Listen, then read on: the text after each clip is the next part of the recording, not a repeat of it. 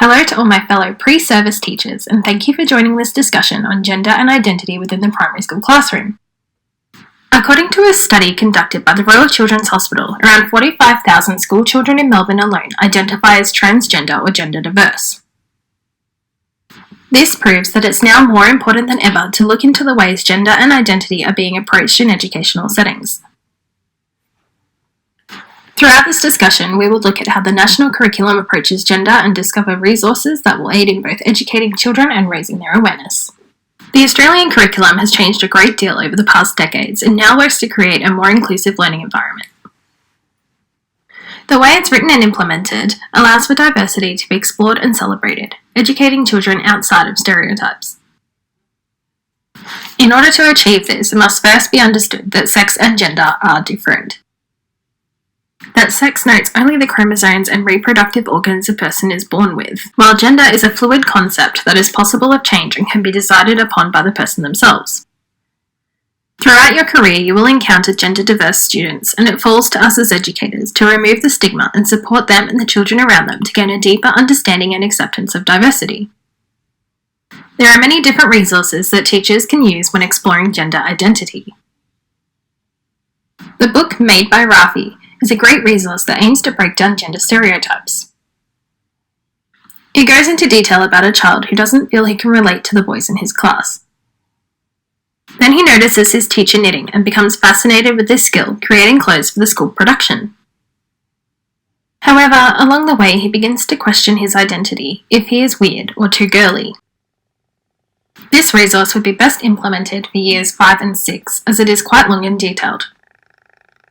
I would implement this book at the beginning of the lesson and use it to open the floor for discussion with children.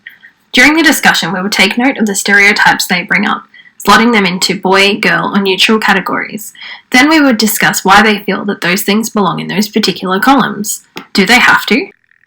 Throughout the discussion, I would encourage the children to think back on their own experiences, probing but open-ended questions. Asking questions like these enable the children to reflect, shape opinion, and question the world around them. As the lesson progresses, we would choose examples from both rigid sides of the list to enact.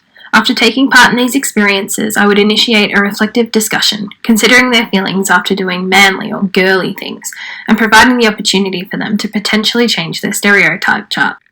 Another valuable resource at teachers' disposal is the ability to reach out to their local communities. Giving children examples of real-life people who challenge stereotypes is a fantastic way to broaden their minds and horizons. To do this, I would reach out to local organisations and invite them to come and have a chat with my students. The aim of the interactions would be to challenge the children to reflect on societal prejudices and their own beliefs.